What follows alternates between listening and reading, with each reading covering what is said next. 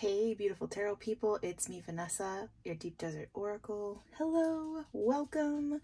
If you're new here, I'm so glad you're here. If you're coming back, I'm equally glad. Welcome back.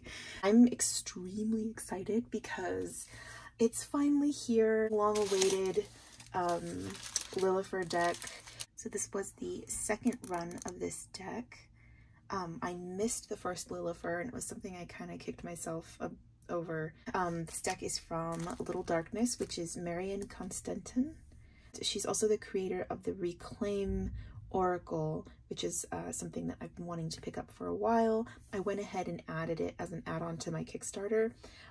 Listen, you guys, I was so excited about this campaign that I put an alarm on my phone and I like bolted out of my bed and and made sure that I got in there. And I think I was backer number like 11 or 12 or 13, but it's one of the it was just one of the like tarot events, you know, that I've had this year, and I was just really happy to get in on it.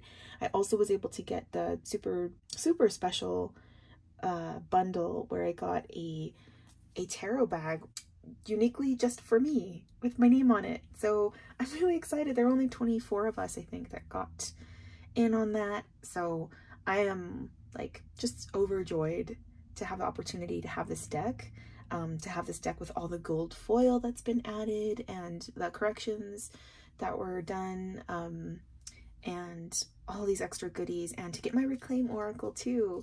So I've been waiting for these, and I got my coffee. Showed the restraint of not just like opening this like on the porch.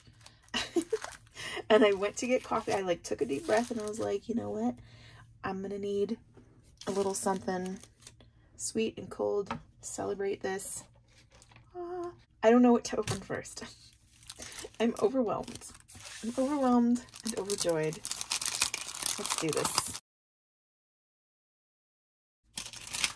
So Lilifer follows the Marseille style, but Marion does love, you know, Rider Waite too, so there's a little bit more illustration in the Pips cards than you usually get with the Marseille. Here's my sticker. It's so pretty. What do you guys put your stickers on? I have a collection just growing, and it's the postcard. This is, oh, this is Lilifer and her wolf.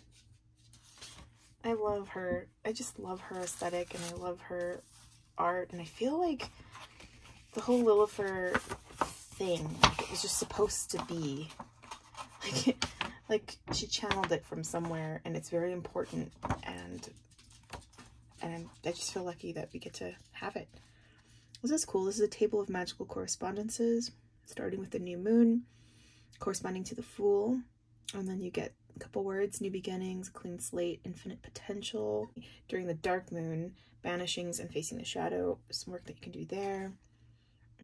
Balsamic moon, returning spirit, healing and surrender, corresponding to the Hermit card. So you go through the moon phases, each of them with their correspondency to a card, to some magical work, or both.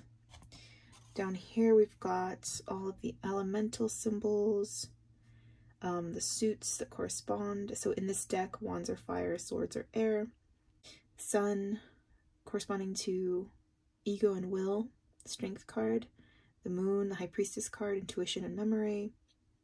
Mercury, the magician, communication and travel. That's so interesting because when I think of the magician card, my mind never goes to travel, and often doesn't even take a beat to stop at Mercury. So that's a really cool reminder for me, and I'm gonna put this up on my wall, and I'm just gonna stare at it all the time. And I think that that's great. Mars, the Tower, desire and survival. Wow. I love putting the word desire with Mars and the Tower. It's really interesting and a refreshing take on it. So we've got here the court cards, pages corresponding to earth, knights to fire, kings to air, and queens to water. lovely. I really like that self-mastery is there under there with the queens. So another thing about this deck is that she has actually, Marion has chosen to put queens at like the, you know, the top of the end of the road where kings usually are. So she's switched those positions, and she's done this consciously, and her choice was all about just a reversal of the patriarchal systems that put kings at the top, you know. So you're going to see self-mastery, confidence, independence, and receptivity all with queens. And what's cool about this too is that it kind of updates, challenges, fleshes out this idea that receptivity is passive. And when people talk about feminine and masculine and you know, correlate them to active and receptive, a lot of people kind of chafe at that or bristle at that, because there's this idea that receptive is somehow lesser than or subordinate to the active principle, and it's so not. To be receptive, and if you think about it, receptivity is really creative. Here we have also a little kind of like guide to numbers. So 0 being potential, infinity, and rebirth. 1 with will, unity, action, and beginning. Interesting to see unity with 1. That's often put under 2, but in the system instead 2 is duality rather than unity. So that's, I really like that too. Balance and partnership. 3 creativity, magic, intuition. 4 logic, reason, stability, home. 5 change, movement, instinct. Ooh, I love instinct for the 5. 6 love, family, harmony, sincerity. Ooh, I love sincerity for the 6. I always call it like earnestness. Sincerity is a way better word for that. For the 6. 7 wisdom, thought, and mystery. 8 wealth, success, and evolution. 9 completion, fulfillment, ending. Okay, so this is like, this is so lovely. I mean, it's so great to have this organized like this. And then I'm not even going to start to crack into the whole astrological wheel that's happening right here, because it's a lot, but feel free to pause and or screenshot so that you can dive into that further. This is amazing. Thank you so much, Marion. So much work went into that.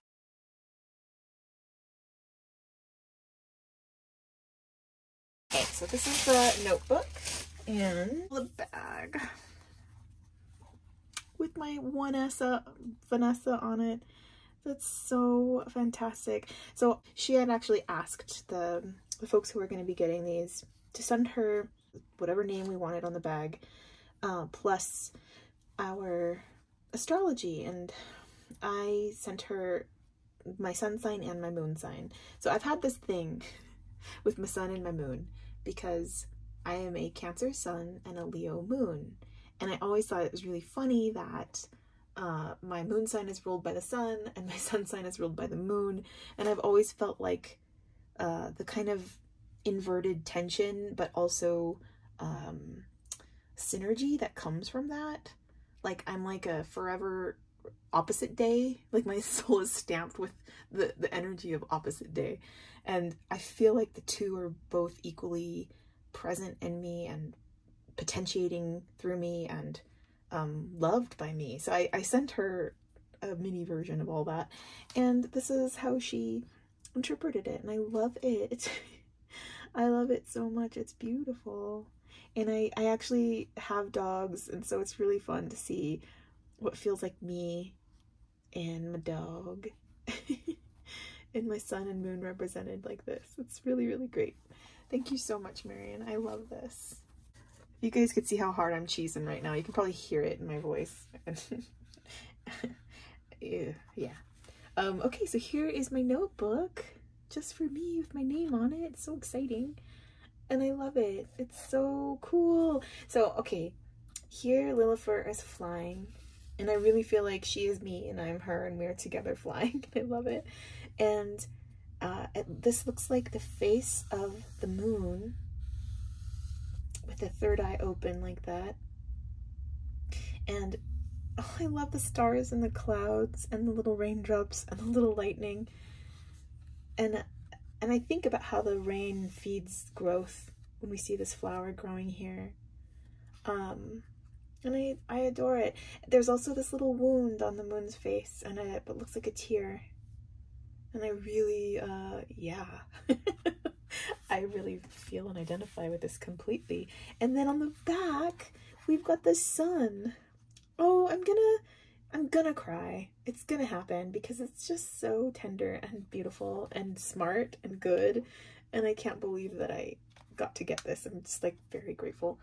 So the sun's on the back. And there's a very different like mood from the sun, right? It looks determined and ready, and even a little like fed up. Nope, no more. We're doing it like this now. And the sky is clear, and the rays of the sun are feeding the growth of this flower. So you get the water feeding the growth on the moon side, and you get the sun, the light, feeding the growth on the back, which is just like, it's really thoughtful. So some nice unlined, really soft, buttery pages in here. Oh man, this is great. I've been wanting to be better at keeping a journal for my decks. I feel like I'd have a million journals, so I'm always amazed to see how people do that for themselves. And I always wonder, like, where do you actually keep the journals? This is a really wonderful invitation for me to start the practice I've been wanting to start forever. Okay, sip. Gotta take a sip. Grab yourself your favorite drink and just hang out with me. And every time I say sip, we'll take a sip. And this is the coin that came with the Kickstarter. Oh, it's telling me no. Although it landed upside down, so it looks like on. So it says Lilifer up at the top here, or the bottom here. Oh, tops and bottoms. Okay, so this is a divination coin.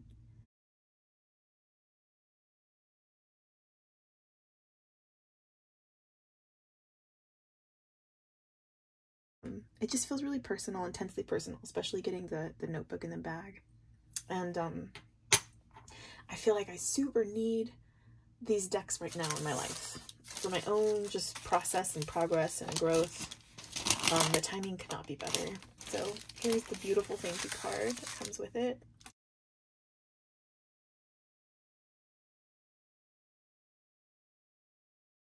She's awesome. She feels like a friend that I just haven't met yet, you know?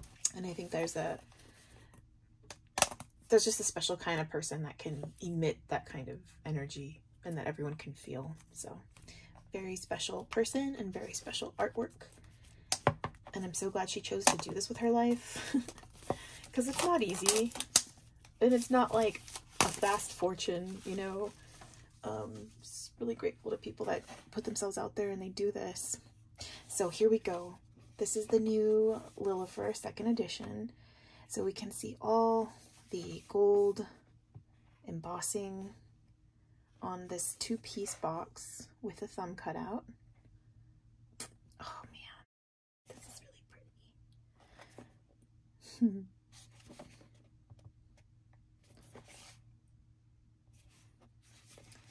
Let's open these up.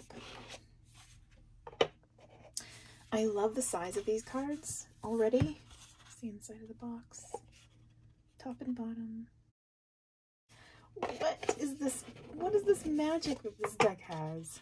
Why does it tingle? And why does my heart center feel so open? Just so much love. So there's going to be 80 cards in here. So I believe the extras are Lucifer and Lilith. So honoring the esoteric roots of Tarot with hand-painted watercolors, Lilifer comes with an illustrated booklet filled with traditional card meanings and magical correspondences to help you connect with your innate knowledge and intuitive nature. So this deck is definitely for people who get down with magic and the occult. If you're not into that stuff and you're kind of more like on a more traditional or more Christian influenced kind of practice with tarot, these probably you might not dig them. These are the card backs, and you can see that gold is there too, and it just looks so beautiful. And yeah, like I said, loving the size. These tiny hands can definitely handle it, but they feel spacious and open enough to really see the art. It doesn't feel like the art's trapped or suffocating because of the size. It feels good. And the cardstock she chose is just fantastic. I think this is a Black Core 330 GSM, but I could be totally wrong. I'll double check and I'll put on the screen, you know, confirmed what I see from the Kickstarter page. All right, sip. Okay, here's the full. You can see that the title of the card and the borders are gold foil, baby. Gorgeous. I know the original had black for the card titles and the frame, and I will say that when I imagine these with black, it feels like it would kind of fight with the artwork and kind of pull focus. So I'm really happy to see this. It's a little softer. Magician. I love the two sets of arms and the two sets of horns here. It really speaks to me of the union that Marian included in her number system. There's a union here, right? Of opposites too. I mean, when you think of blue and red, they represent very different elements. So a fieriness and a wateriness kind of coming together. And when I think of fire and water coming together, I think of steam, and steam moves things forward, right? It can do one or the other. It can move things forward like a steamboat, or it can frustrate, upset, and just kind of ruminate. And so when I think of potential, it's the same thing. Potential can move things forward, or if it just sits still without a healthy kind of route to express itself, it can drive us kind of crazy. So feeling that already off the card. High Priestess. I love this little figure on the boat too, standing in the canoe. There's something about that, like, it makes me think of the oracles of Delphi, like people coming to the priestess, coming to the oracle, and taking whatever riddles they got and doing their best with them. There's like this feeling of respect and awe. And you know, you're going to get your elemental symbols here and your astrological correspondences here with the moon. Here's the number up top of the card. These watercolors are just, they're divinely inspired. And I love the balance of colors and the way the colors kind of play together and contrast and create together. Here's the Empress card, beautiful. Whew. You get that spiral and you get that like scar or wound hatching here to show that the Empress has been through it. And anyone who loves and nurtures and grows hurts too. Like, it comes with your scars, right? Here's the Emperor. Aries, Mars, fire. We have this I am here with this box further divided into 4 boxes.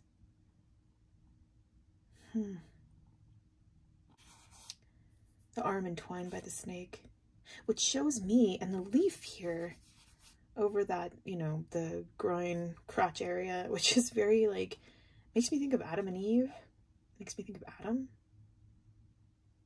Interesting.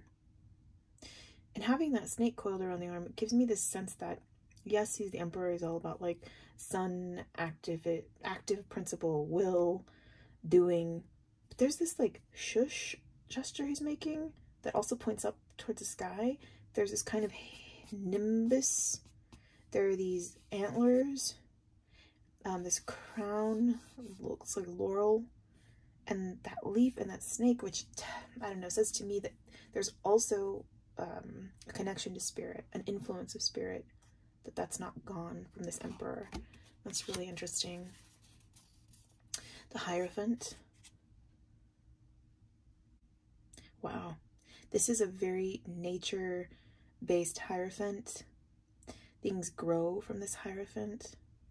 These hands kind of hovering over these little supplicants here with wings. They can either be blessing or limiting the supplicant's growth, depending on the reading. There's so many beautiful things about this Hierophant card. I think it might be one of my favorites.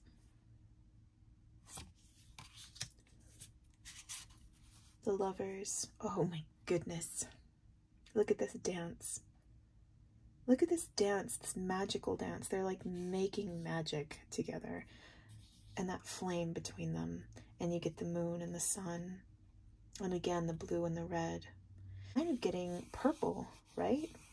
That blue is turning into a purple, which is all about combining blue and red. Oh, sip. Oh, okay. Here's our Chariot card. The rider up top, just kind of like lovingly steering these two giant wolves. And the little flames coming off of them. And the symmetry and the balance of this card is really good too.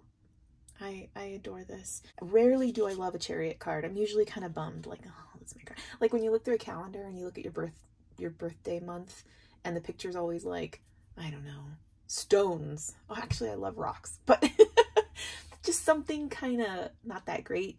That's how I feel about the Chariot card. I feel like it's always okay, but this one I really love, and I'm so glad. I'm so glad to love it. Justice. This Justice card cracks me up.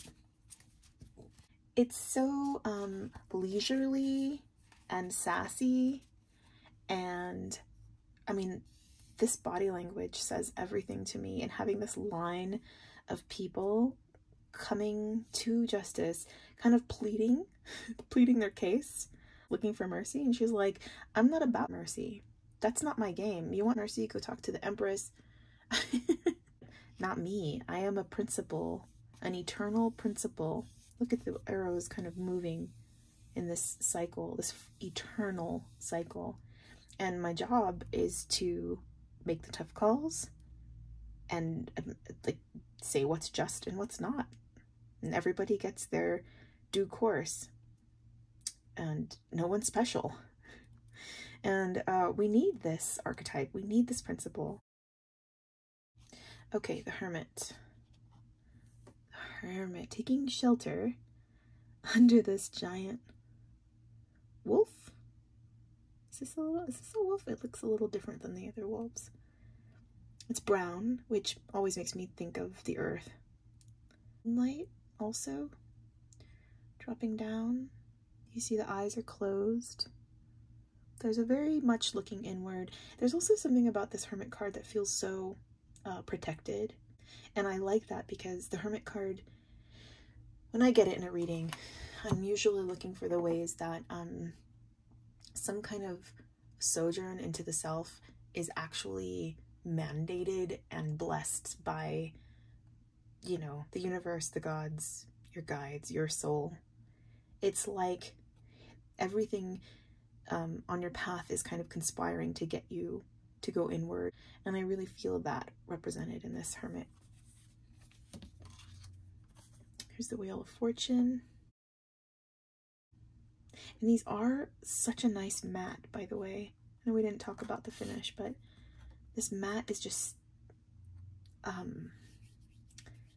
it's flat without flattening the artwork, if that makes sense. It's so collected and solid. Okay, sorry. I don't know why it really hit me with this particular card, but the Wheel of Fortune, this is really interesting. I think it's so active. I can really feel these figures on the outside turning the wheel, just turning that spiral. And it being a snake coiled like this is really interesting to me too. It makes me think of like the cosmic snake. Sorry, sip. And all of the astrological symbols there, and the way everything's just always moving and turning is really well depicted here. Strength card also cracks me up. She's beautiful. I love the roots hanging, dangling freely from this.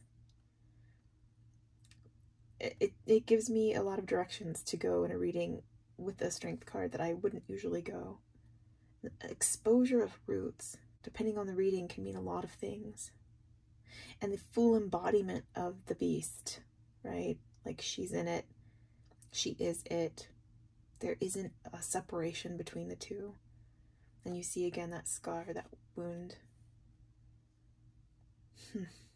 Very, very lovely and very cheeky, funny and sweet and powerful all at once. Here's the Hanged Man. I love his devil wings and the handstand here. You've got your lemniscate up top. Things growing vertically all around. This kind of verticality of this design, so excellent. And that open eye there, kind of crowning this upside down figure. I love this deck. I'm freaking out, and I can't wait to do a reading with these and see how it feels. Okay, here is the Death card. So stunning. Look at this death mask and the scythe, the all-encompassing scythe. It even covers the Reaper. And this Lilifer figure inside, in the gut of this death figure. This is really good. And this snake here in the black and white. And the growth coming up. So that this moon looks like a coffee table stain. I don't know why I love that so much. I feel like I could have a lot of fun with that. I had a reading recently for a client where one little detail on the card just was like bing, bing, bing, just jumping out. And I was like, I can't help but notice this little doodle-doo, and it makes me think of this. And I swear it was the key that unlocked the whole reading. So, you know, if you read for clients or friends or family, or even for yourself, for me, it happens a lot with other people. I have a much harder time reading for myself, but we won't get into that now. But yeah, you know what I mean, right? And I feel like for some reason, this coffee table stain moon is gonna be one of those weird synchronicities at some point. So here's the Temperance card. Interesting, the snake's body is also water with fish swimming in it. And you get this shushing motion again, which also points upwards towards the heavens.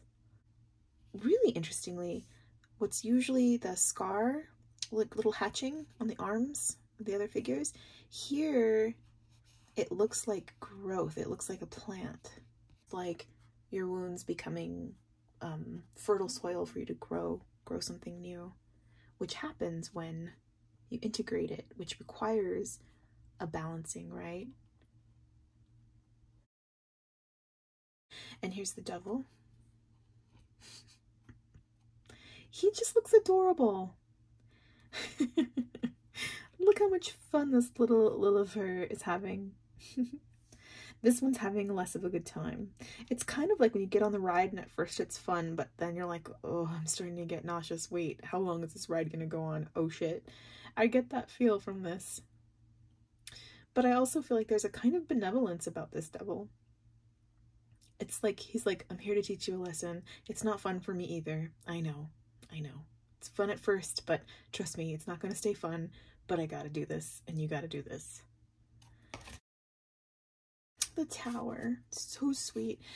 It's incredible how she's wrapping her body kind of around the tower, like, you know, backed up against it, and opening her chest like that. That's such a vulnerable position to be in, and she's just kind of fully surrendering.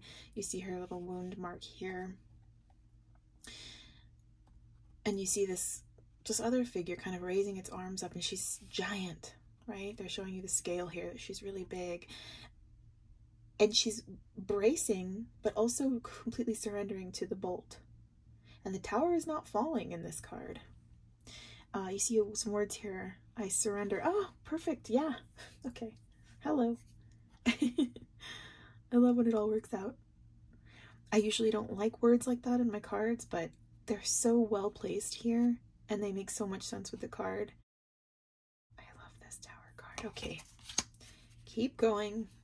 Here we have the Star, with the words I know, which is, you know, different than what I'm used to for the star. But if you consider Aquarius as the astrological correspondency to the star card, it kind of makes a lot of sense. There is a knowledge component to this. And I like what that gives me to work with the star.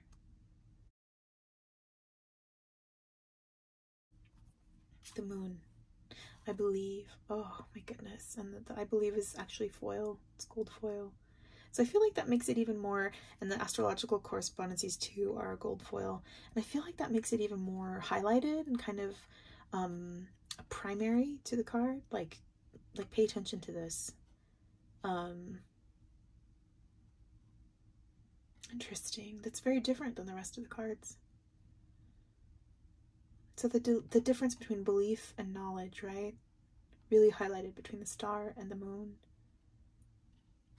Belief is so much more of an emotional kind of version of knowing something, which makes sense with the moon.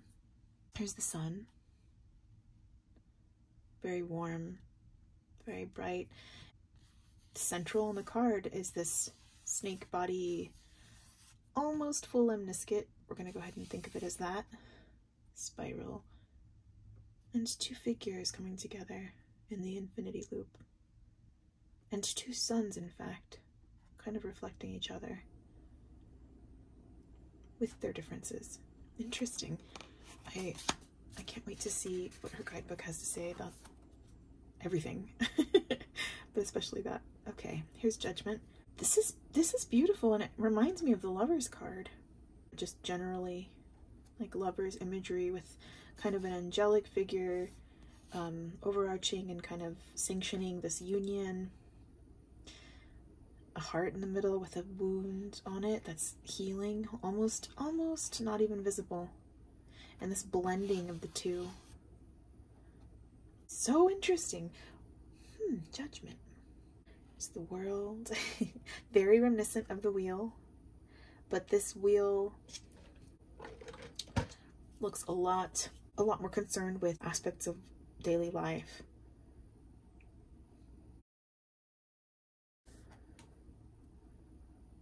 And here's Lilith. Yeah, so it's going to be Lilith and Lucifer as our extras.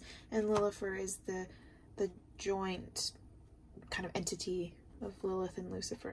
Oh, she's got the gold foil on her third eye and the moon above her. And this is just dreamy and beautiful. This embrace between Lilith and the wolf. And here's Lucifer. You see the star above him, Lucifer being the light bringer, the morning star. So Lucifer shines with a light that is not solar, that is celestial. And he's got that spiral around his solar plexus. Interesting. We're gonna get into the minors now. Here's the Ace of Wands. It's gonna go numbers, bottom left. Astrology of the card, Aries and Leo.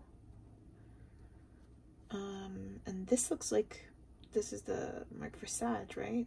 Wands is not written on the card, but it's pretty clear that that's what it is. And I know that was one of the issues some readers had with this, but I feel like it's pretty clear that this is the Two of Wands, right?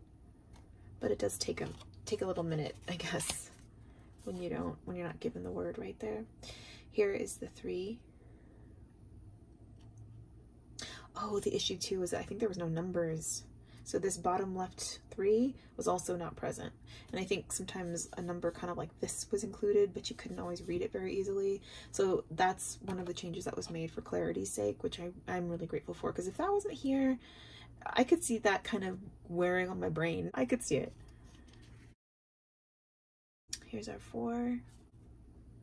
I love this. These like bodies. Some smooth and some kind of lumpy down here. The sun, and then the lightning, the fire, the clouds. The kind of safety and enclosure and balance, the harmony of the Four of Wands, I think, and even the celebration feel a bit with these with this foliage, which makes me think always of laurel. I don't know if this is supposed to be laurel, but I always think of that with the Four of Wands.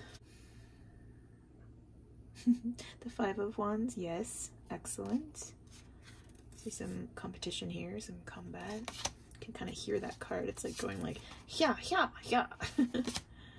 And then we have the Six. Oh yes, lots of victory depicted here. Really nice. I like a Six of Wands too that has an audience, you know, a group of onlookers. So here is the Seven of Wands. Fire's growing, like it's getting hot. The Eight of Wands. You see that rapidity, the fast movement of the Eight here, the trajectory. I actually really love the directional quality of this movement, like whoop. And it's interesting because in the Rider-Waite-Smith, the angle is so straight, it's like precise. And then this one, there's a little bend to these. The precision is different, it's curved. Here's the Nine of Wands. This Nine of Wands looks pretty victorious. I don't see the wounding and kind of like exhaustion that I'm used to with the Nine. This is the difference between Marseille and Waite-Smith, because this is different than what I'm used to. I love it. Here is the Ten of Wands. Here we've got something that feels more like a traditional Rider-Waite-Smith influence of overwhelm and burden and heaviness, right? Taking on a whole lot and it not being really sustainable. We've got a page. She added the court card titles to the card. I think these were missing in the first, and I think that was also pretty difficult. That would be very challenging for me too. So I'm really grateful that this edition has that information on the card. Here's the Knight. I love this like fetch playing, I don't know, salamander dragon that she's riding. It's pretty great. She's like, get it. Here's the King. Interesting, interesting. These roots, this growth, the connection, almost like an umbilical connection to the seat here, to the King, maybe all the way up here to this flower. Oh, I see. So this flower is landing right in that region of the King, that kind of genital region, and kind of umbilically connects the King to the roots in the ground. And I feel like there's a kind of follow through into the tail. So there's a very like rooted and also connected to spirit messaging that I'm getting from this. And we've got our Queen, self-mastery, confidence, fully seated in her power.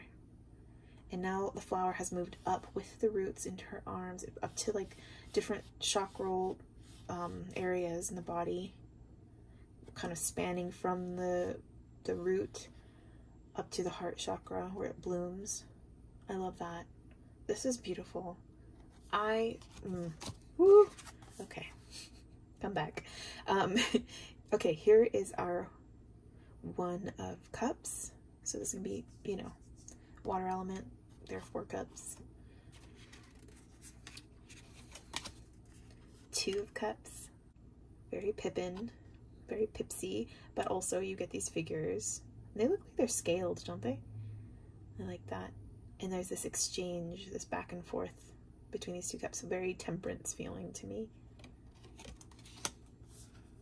3 of Cups. One more makes a party. 4 of Cups. So we're getting that Rider-Waite-Smith feel from this card of like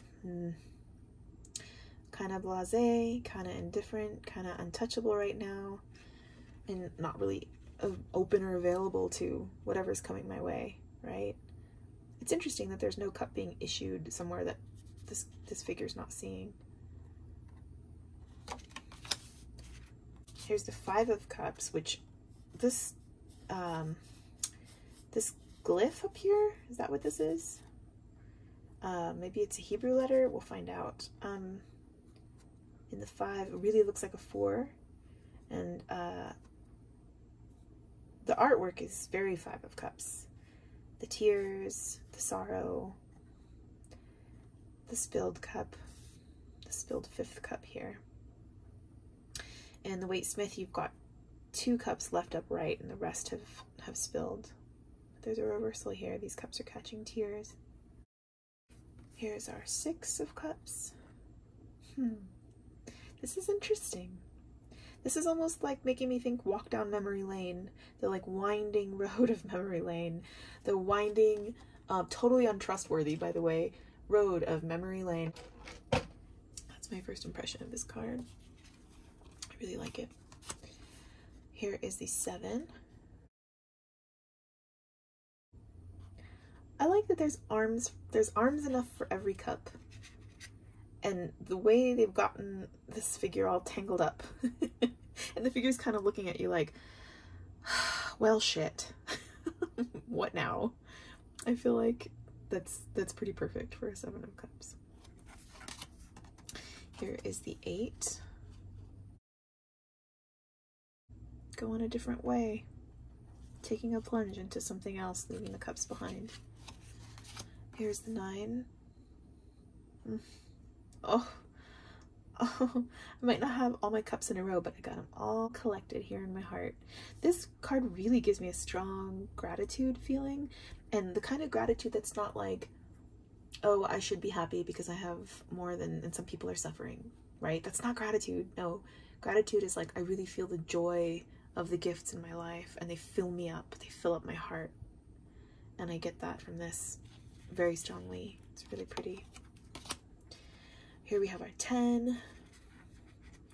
This 10 of Cups. I like the composition. I like the artwork. I don't know if I feel my traditional 10 of Cups reading in this.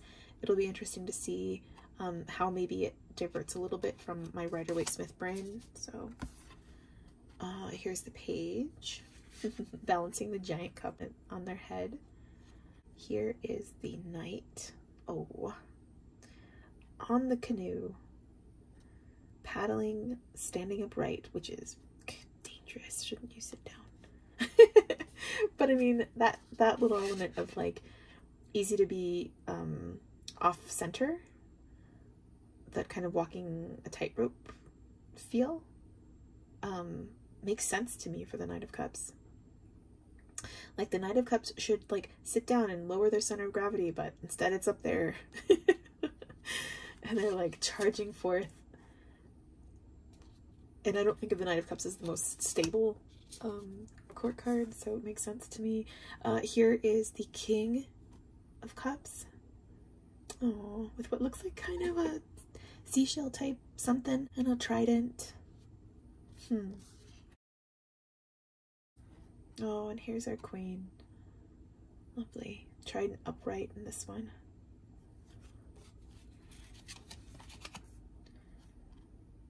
Our Ace of Swords.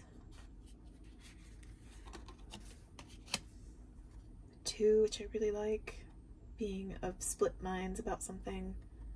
Head and heart kind of battling it out over something. Conflicting beliefs and thoughts, battling it out.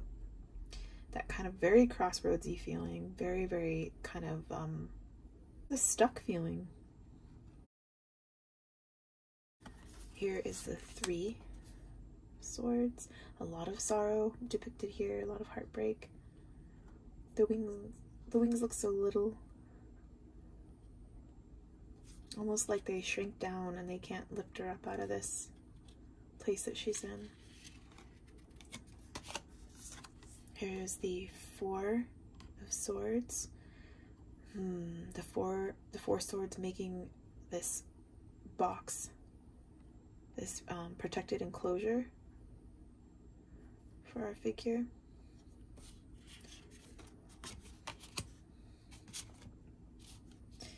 Here's the 5. Again, we have this split figure from the 2, and it looks like these heads are starting to come together a little bit more. here is the Six of Swords. This does look like someone kind of looking, right, like leaving something painful behind and looking towards like a new direction to save themselves. Here's a 7. The body language on this figure is so like sneaky, which is perfect, of course, for the 7 of Swords. And it's so funny because there's no escaping what's coming, but this figure's like hustling like they can get away, and they're not looking where they're supposed to or where they should to see, you know, that efforts to escape this are futile. Here's the 8. Unable to move, very bound up and very ungrounded. All feelings they get from this. Here's the 9. So this kind of Ouroboros encircling the figure who is just like lost and almost kind of fallen, right? There's an elevation in the 8, like, ooh, like it's ratcheting up, like the water's almost boiling, and then boom, there's a reversal. Sword tips are now coming from above. And something about the Ouroboros, like that makes me think of the repetitive nature of anxiety. Also, like when you don't address the thought patterns that you've got that are keeping you locked up in something, you just kind of keep doing the same thing over and over again. There's something about that coming through in this 9, which makes sense. And then the 10, fully immersed. And I feel like we're right at the moment before the swords pierce this figure. And she actually has a sword in each hand, which is, I think, is interesting. So that's a little bit of a departure from the norm, at least the Waitesmith norm. Here's our page, looking very jaunty. I like this like cloud peplum. This is cool. And we haven't talked about these crows or these blackbirds yet, have we? I love them. I love them as the kind of companion animal of this suit. Here's our knight on their giant crow. Or raven. I'm getting a raven feel from that bird. Here's our king. Sword piercing a cloud. And here's our queen. The 4 of the leg positioning, like in the Marseille, you'll see Emperor as well, which would track. It lifted up like this is really interesting. And I love the watercolor work she's done to give us the shine of like a tibia and a kneecap. It's so good. It's so good. Okay. Ace of Earth, of Pentacles. This one took me a minute. Sorry, y'all. Here's the 2 Pentacles. So these are gonna be very like greeny and circular, blue-green. 3 of Pentacles. I love this wolf in the middle here. Sweet. Here's the 4 Pentacles. This is really interesting. What's up with this Lilifer figure inside? You know what this glyph looks like to me? It looks like the L from Laverne and Shirley. I'm sorry. I'm back. 4 of Pentacles from Rider-Waite-Smith, I know, is like control, possession, resources. This, I really get a feel that this figure is housing their resources. Very interesting to see another figure like this, though, included in that. It's not just the pentacles, the discs, it's this other life. Is that the spirit of, or the soul, or the higher self of this this main figure?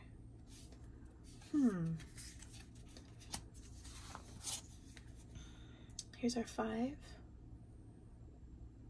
Very contemplative 5 of Pentacles. Very, very thoughtful. Very, very weighing and considering. I love the the play between the figure and the wolves. Like, hey, pay attention to me. And all these wilting flowers around to kind of show you the mood of this card. I like the way she uses flowers in this deck. When they're doing well and when they're not doing well, it's all very meaningful. Here's the 6 of Pentacles. Very nice. Here's the 7. The flowers are like outgrowing the Lilifer figure, right? Here's the 8. This 8 of Pentacles is beautiful. It's really pretty. Everything's growing, everything's doing well. There are hands featured, which always make me think of making and doing, creating.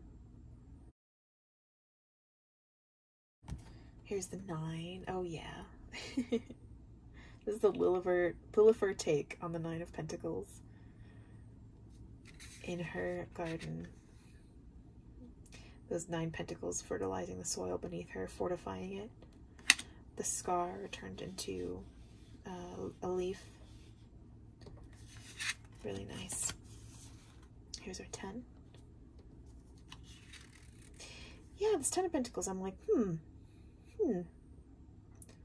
of Cups also was confusing for me in this deck. So the 10s are a little bit challenging for me. 2 of them anyway. Here's the Page. Oh, I like her. I like her walk. I like her sense of direction. She holds that pentacle like it's a book. Here's the Knight. Also very directing. I love his leaping wolf. I like these lightning bolts denoting movement, challenge. Here's the King, making that classical kind of Marseille 4 posturing. And here's our Queen. I really love her. Everything growing around her, everything kind of tame and in order, like a chaotic order around her. The chaotic order of nature is something that I'm thinking about when I look at this.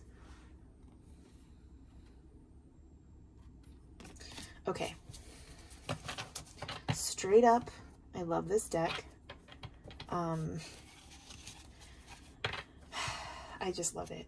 I do. I'm surprised that the edges aren't gilded. I don't mind at all that they're not, but it is just a little bit of surprise, but I'm cool with it. I think it's a good decision. I'm gonna shuffle it for you because I'm just itching to shuffle them. Oh wow. That's perfect. That's everything you want right there. And riffle shuffle. Overhand is feeling pretty good.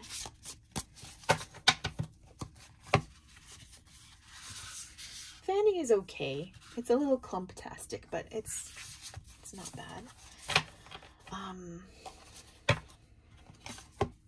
We're gonna look at this booklet now because look at it, you guys. It is nice laminated pages and full color pictures of the cards. Let's see, those are the majors. Do we get that with the minors? Yes, yes, we do. They're a little bit smaller, but that's okay. Save some room. Still get the benefit of the picture. And yeah, she made the conscious choice to just give some keywords, upright and reversed keywords, and to not go too much into kind of directing your idea of the card. Let the keywords be, you know, your guide, your outline. Cool. So I'm going to look up this 4 of Pentacles really quickly since I left it out. Here we go. 4 of Pentacles upright. Possessiveness, control, greed, savings, materialism, hoarding, deep feelings of scarcity, and isolation. Yes, girl, come at me with the clear point of view. Definite. I like that. I like that it's not this or this completely opposite thing or this kind of similar thing. I really love a strong point of view in a deck. Reversed, letting go, sharing, generosity, making room for the new, and openness. So yeah, if you see how overarching, how enclosed everything is when it's upright versus that kind of open cup that it makes with these like gifts pouring in, you can really see that difference in meaning between closed and open. Love that. So smart. I also just love when reversals are like straight up straight up the opposite of the upright. It's kind of really fun and it feels really classic to me. It feels old school. I don't know if it is, but it does feel that way. Okay, I'm gonna read this star upright to you. Hope, faith, purpose, ideas over theory. I really like that because that helps me understand that I know better, right? Renewal, spirituality, the unconventional self, freedom, expression. So that's where you're getting your Aquarius. Peace, aspiration, optimism, the astral body. Ooh, the astral body, I like that. Clarity, inspiration, healthy idealism, good astrological influences, kindness, beauty, sensitivity. Reversed, lack of faith, distrust, disconnection, need to break bad habits, unfulfilled wishes, and disenchantment. Very nice. And so with the majors, you're also going to get the element, planet, Uranus, zodiac, Aquarius, stone. Ooh, you get stones. That's fun. Turquoise and clear quartz. Herbs. You get herbs. Sorry, that's really exciting. Excuse me. Herbs, jasmine, bluebell, skullcap, and you get an affirmation. Hope is the way to fulfillment of my dreams. So this is really cool. Okay. So just really quickly, since I'm seeing it, the Tower, I'm just focusing a lot on this confronting the truth and releasing old beliefs about oneself to welcome change. I really feel that in that card. This is fantastic. So let's take a look at the spreads in the book and the tables of correspondences. Oh my god. This is just such a treasure trove of like juicy info. I love it. So there's a foreword and some instructions. We won't get into that right now. Symbols for elements. So air representing the analytical self. You get virtues, vices, symbols, and colors. Adore it. Fire represents the healing self. Love that. The healing self. That's so good. Virtues, vices, symbols, and colors for that too. Hatred as one of the vices is really intense. Yeah. Okay, get it. Let's see. Water, the psychic self. Oh, one of the symbols is a teardrop fish. That's so sweet. One of the virtues is imagination and birth, which makes me think of like the womb, amniotic fluid. Earth represents the magical self. Ooh, one of its colors is black. Yeah, that's right. That feels good. Symbols are the wolf, flower, rock, mountain, root. Vices, stubbornness, greed. Yep. Anxiety I usually think of as an air element vice, but I can see it in the earth too. Laziness, oh hell yeah. You guys, I think I'm living in like earth vice, to be honest with you, right now. I'll just straight up say that. Okay. Okay, so elemental dignities. Air is active, fire is active, water passive, earth passive. And again, I think passive is more like receptive. I don't know if anything in any element is really passive the way we usually use that word. I don't know. Okay, cards of the same suit strengthen each other, amplifying their properties. Cards of different suits either support or weaken each other depending on the forces at work. This is really interesting. Contrary to what you may have learned, active and passive cards do not cancel each other out. Sometimes they even work well together. Yes, they complement one another quite often, right? Kind of like yin and yang. They're not fighting. They're in relationship too. They promote one another. They turn into one another. There's elements of activity in passivity. There's elements of passivity in activity. Anyway, elements are the building blocks of everything. So they're a lot more complicated than just binary, right? Okay. To better understand these concepts, think of how the four elements interact with each other in nature, and keep in mind that excess is often destructive. So air, for example. In balance, it's thoughtful, free, rational, and intelligent. In excess, it's unstable, restless, and misunderstood. That's great. The zodiac. So we're going to get information on all the signs here, coming with planet, element, gifts, body, herbs, and stones. Very cool. Very, very cool. This is... How did she pack so much information so concisely into this little book? I love that, because sometimes when I get a chunky book, it can be exciting, but can also feel overwhelming and like, oh, okay, I'll get to that later because it's too much to get into right now. So this just feels very accessible. So she's going to talk about the sacred principles. And, you know, these are metaphysical terms. This is something I talk about too. Feminine principle, masculine principle.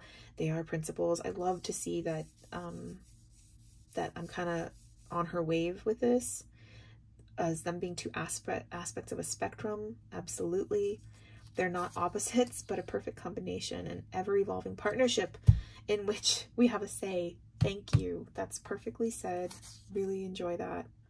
Feminine principle being home to intuition, unconditional love, emotional fulfillment, nourishment. There's more there. Masculine principle, home to force, logic, clarity, focus, direction, and physical strength. Yes. And, you know, the man-woman question, it's like we have every man, every woman, every non-binary person, every human being, every animal, everything living in this world has both principles. Both. And it's always moving. It's fluid. Some of our natures are just kind of more at home in one or the other, or just naturally have more of one than the other. And that doesn't matter. That doesn't determine our sex or our sexuality or our gender or anything. It's kind of separate from all of that. So anyway, I know those words have a lot of baggage that came from culture, but that came from culture, right? It's not actually the words themselves. Not to me, anyway.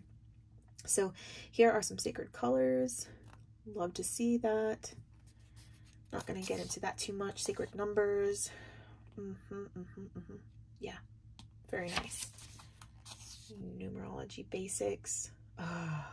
Note on numbers. The numbers illustrated in the minor arcana are inspired by ancient Arabic numerals as they first appeared in Europe in 976 AD. Because I grew up in a 1,000-year-old medieval town, the imagery of the Middle Ages is close to my heart. Oh, beautiful. This is a creative choice and a nod to my roots. You get it, Marianne. Our new edition includes modern numbers in addition to the ancient ones to avoid any confusion. Beautiful. Good to know. So these are the ancient numbers she's talking about. So what I thought was maybe a glyph or just something like maybe a Hebrew letter, this one especially kind of looked like that to me, but is not. Good to know. Good to get this education. Thank you. These are beautiful. So I think these were the only thing included on the first version of these cards, the first edition, which I could see getting pretty confusing. Yeah, it's, you know, fair enough. Sacred symbols. Triangle, summoning energy, opposites, things that come in threes, like body, mind, spirit, or past, present, future. That's a very cool take on that. I can't wait. Oh my god. This book is great. Sacred creatures. Oh, cool. We learned about the dragon, the fish, the raven, and the wolf. So it is a raven. Here are some tarot spreads. This one's called Inner Witch Tarot Spread. The word witch is used loosely here to represent the inner fire that animates you. This spread will serve as a blueprint to keep yourself centered as you awaken to your spiritual gifts. That's beautiful. So the first card represents passion, what makes you unique, strength or trait that sets you apart. 2, vision, how to come into your power as a sensitive being. 3, expression, how to express your individuality as a human being. And 4, mission, your spiritual purpose, your inner calling. I'm going to do that spread immediately. Do or don't tarot spread. This one's fun and it's for quick decision making. Use discernment. This spread should be used in the spirit of playfulness and curiosity. 1, what will happen if I do? 2, what will happen if I don't? That's really fun. Light of the ancestors.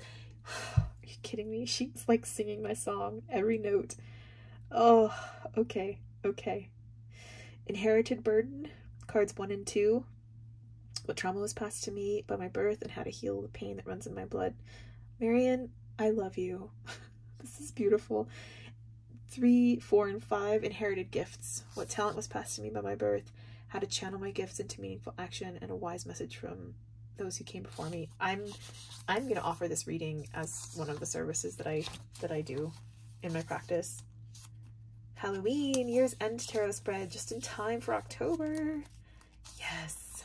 Meeting the feminine and masculine self. Lovely. Lilifer calls for balance. This spread invites all parts of you to the table to restore the balance within. Gorgeous. Channeling the guardians. Oh man, this is good. Okay. Okay. And then we get into the rest of the book, which is the card keywords. This is fantastic. This is really great.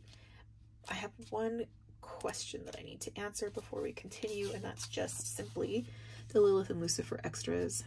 So these cards hold the same energies whether pulled upright or in reverse, so no reversals for these two. That's really interesting and I like it.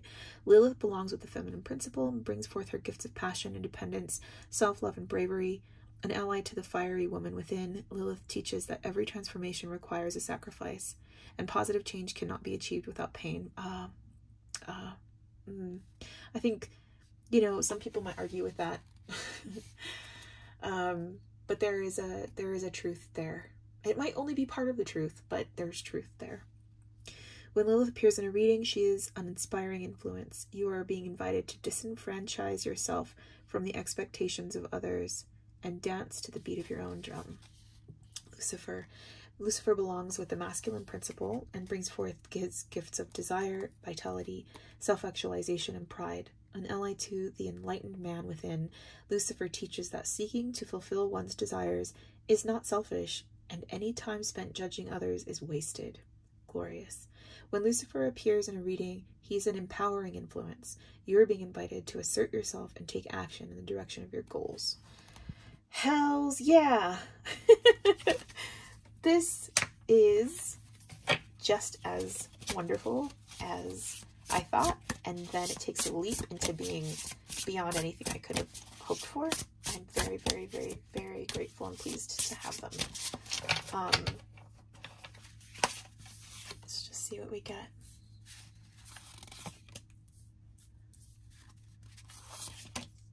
Did I just not shuffle very well?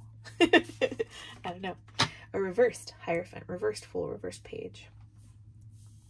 Do with that what you will. I'm not going to get into a reading right now because I'm taking forever. I'm taking forever. Something though, something here about holding oneself down and back from a new life, a new adventure, an innocent take on things. There's something about skepticism here and limitations. And that extends into this page of Wands reversed. Traveling a path that isn't really your inspired path. That's what I'm getting from this. And you know, I'm not going to pretend like there's not some serious truth in that for me, actually.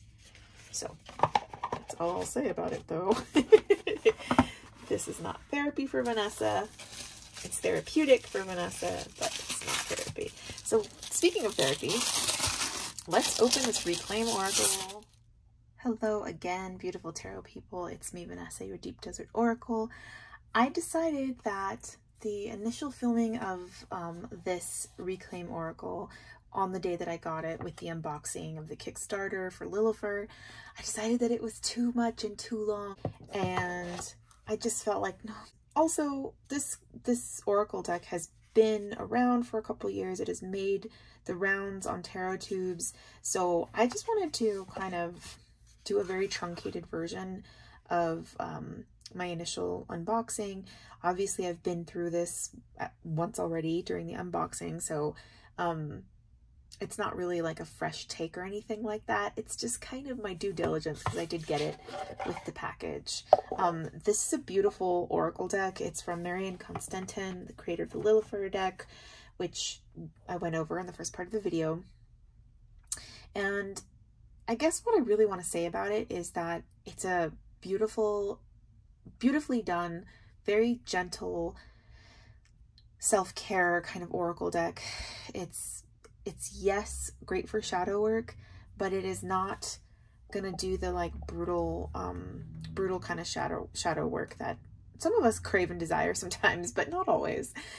This one's very much about making friends with your inner child, being a little bit more gentle and compassionate with yourself, and accepting all the parts of you that want to show up and that are showing up to the table, and not kind of denying or escaping any of that. So this is the guidebook. It is 90 cards, which I did go through every single card in the first one with my initial thoughts. It was too much. It was too much. So I'm just going to show a couple of these. If you want to see a more detailed walkthrough, there's tons of them. They're all over the place. But you do get this kind of every body figure. Really easy to project myself onto the figures in this. Really gentle and accepting and soft and loving depictions of humanish figures and bodies.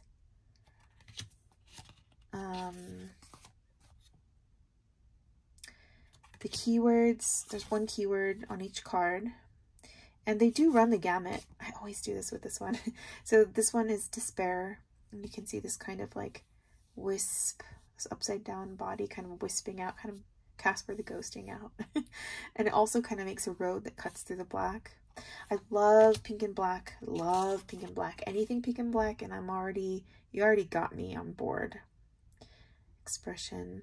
So not all of the keywords are the darker or quote unquote or quote negative sides of the street in our human experience. This is envy. Doubt.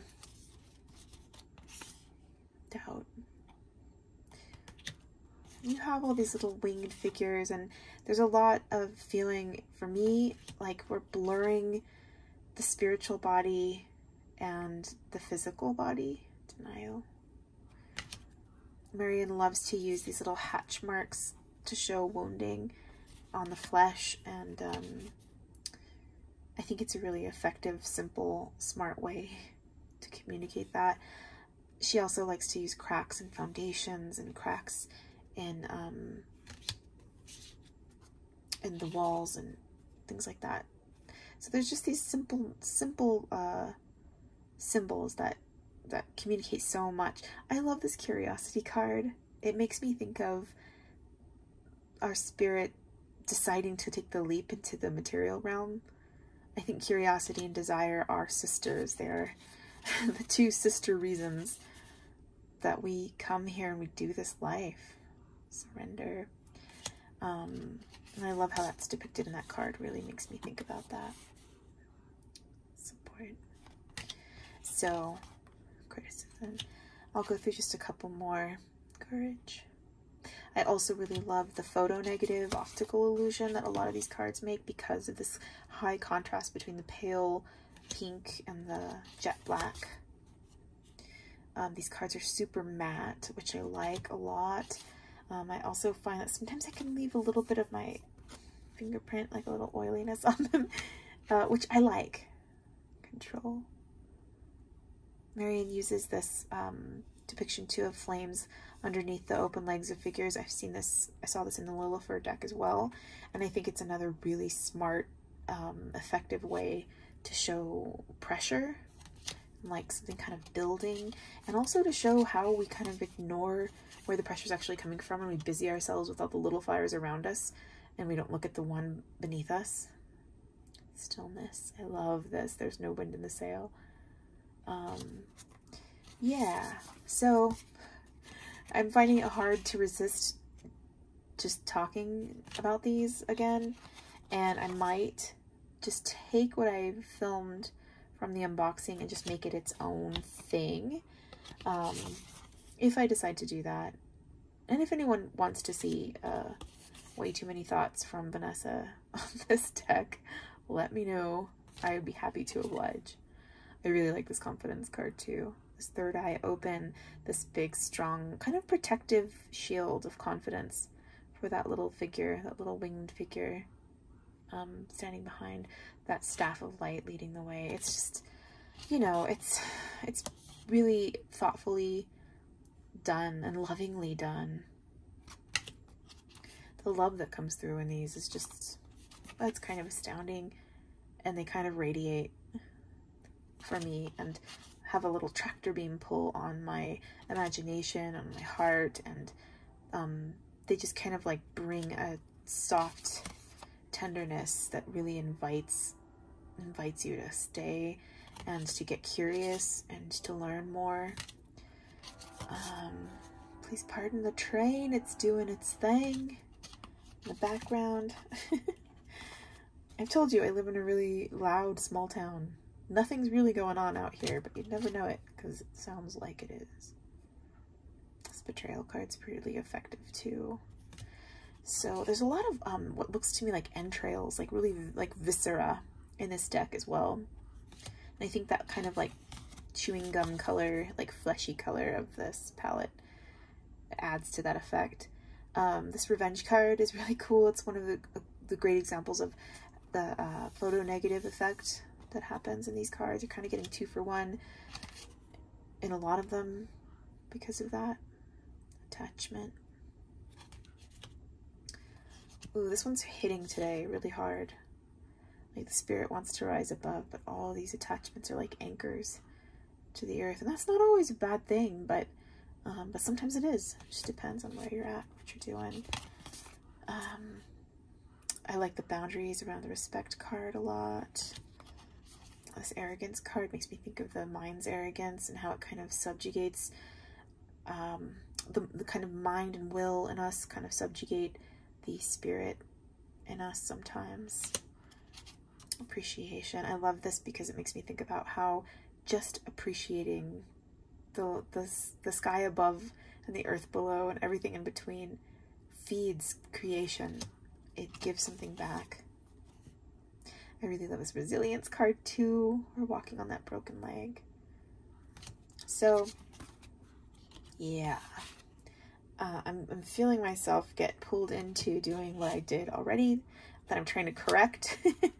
So I'm going to stop. Oh, here's just another great example of the body positivity that's happening in this deck. The freedom to be whatever shape and size you are. I really appreciate that, especially right now in my life. Just gotta say. See, here's another example of the guts showing, and this is in the rejection card. And you know, rejection is, it's like bearing your guts to someone and they don't want what you got, and it leaves this wound. Okay, so worry. I'm gonna go ahead. Rage. Ooh, that one. I'm gonna go ahead and start to wrap it up.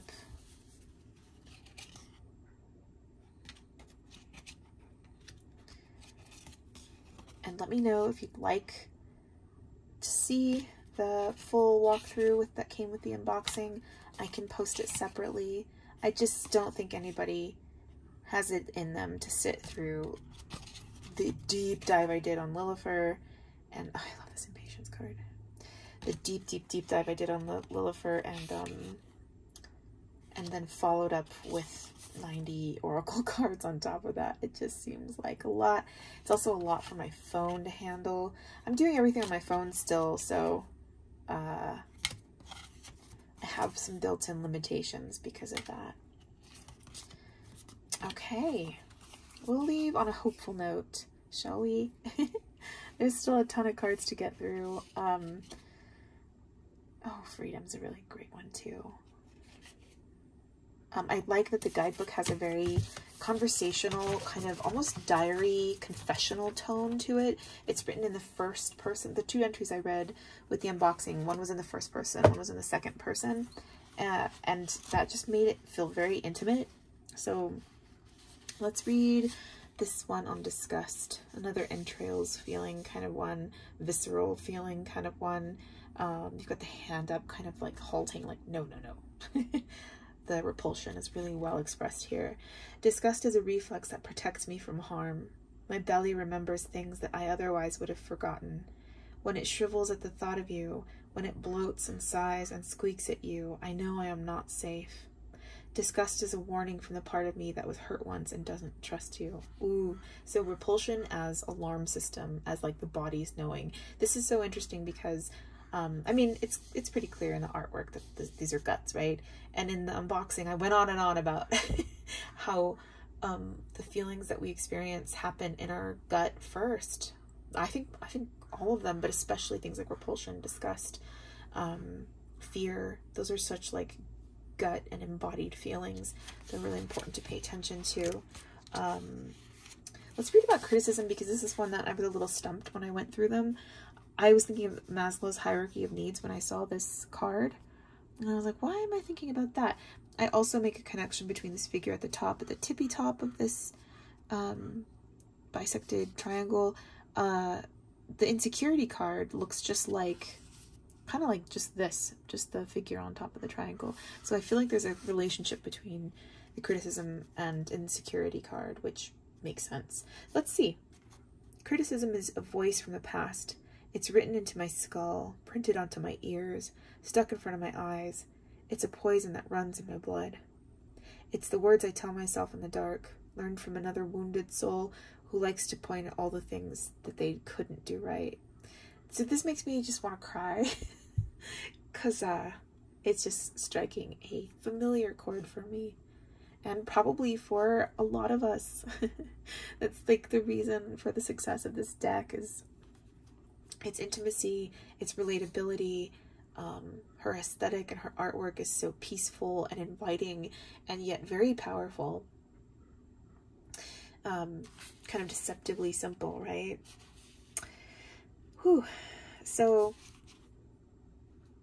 I'm going to read one more about belonging. I'm just curious about this. Belonging is only felt once, at the beginning of life. When I'm older, it's a hunger for the original connection that cannot be felt again. Yet we spend our lives pretending we can travel back in time. Wanting to belong is wanting to feel safe. Being held is the closest I'll ever come to feeling it again. So this is a very kind of radical acceptance take on belonging. I talked actually in the first video about how there's this free-floating, disconnected umbilical cord, like it's not connected to anything on the earth. And now that I look at it, that earth plane also looks like a big belly. So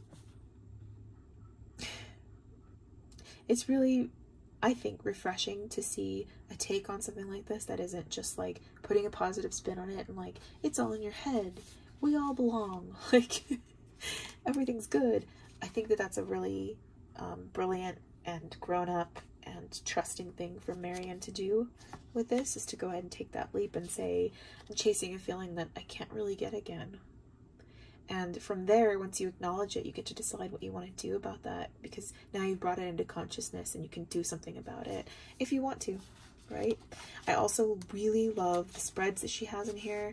I'll just tell you what they are really quickly. I won't tell you the positions or anything like that, just what they are.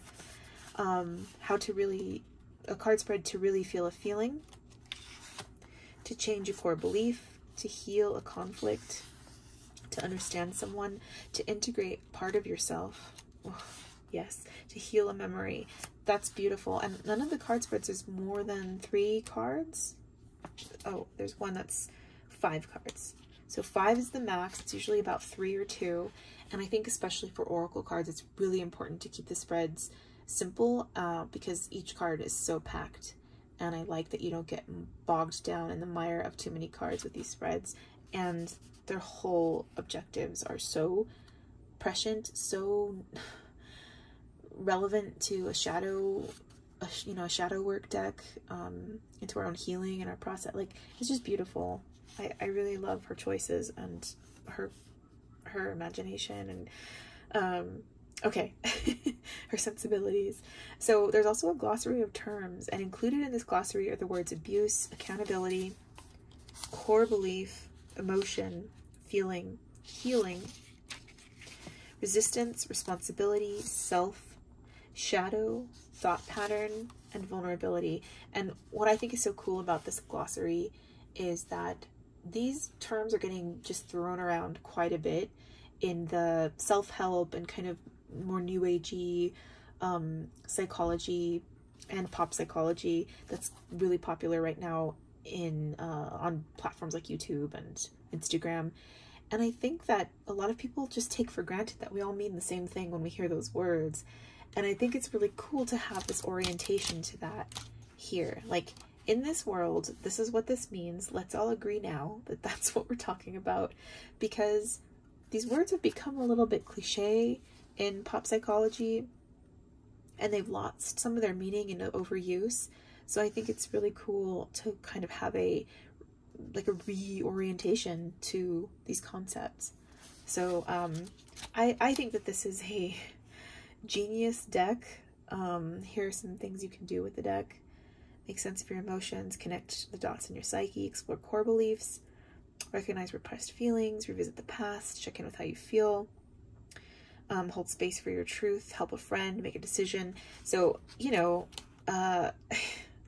who doesn't need something like that right now, especially? I definitely can use the help and the wisdom, and it doesn't feel like it's coming from someone who is posturing as if they know everything already.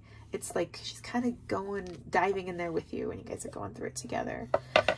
Here's how the box looks on the inside. Here's the bottom. On the top, there's a quote from Sylvia Plath. On the lid, on the inside, it says, "I took a deep breath and listened to the old brag of my heart. I am, I am, I am." That is so beautiful. I'm not sure what poem that's from or what. I read the bell jar when I was in, like, I don't know, sophomore in high school. I was like listening to Tori Amos and reading the bell jar, and in so many ways, and just like feeling my feelings. And in so many ways, I feel like I'm that same girl. I'm still listening to Tori Amos and, you know, feeling all my feelings. It's different now, but the motivation to do that, to explore and to feel it all, is still there. And I'm so glad that I have tools like this now, because this stuff didn't exist in like 1996, you guys. It didn't. Not like this. So my appreciation for it comes from a very deep place, and I just wanted to make sure to give this its due here on this unboxing video, and to thank you all for hanging in there and watching. I know I really went all out with the Lilith with the Lilifer coverage. I did not limit myself in any way, shape, or form. And if you hung in there with me through all of that, I hope you got something from it. I hope that you enjoyed it. I hope whatever you're doing, it's full of love and acceptance and kindness. And yeah, see you next time. Thanks. Bye.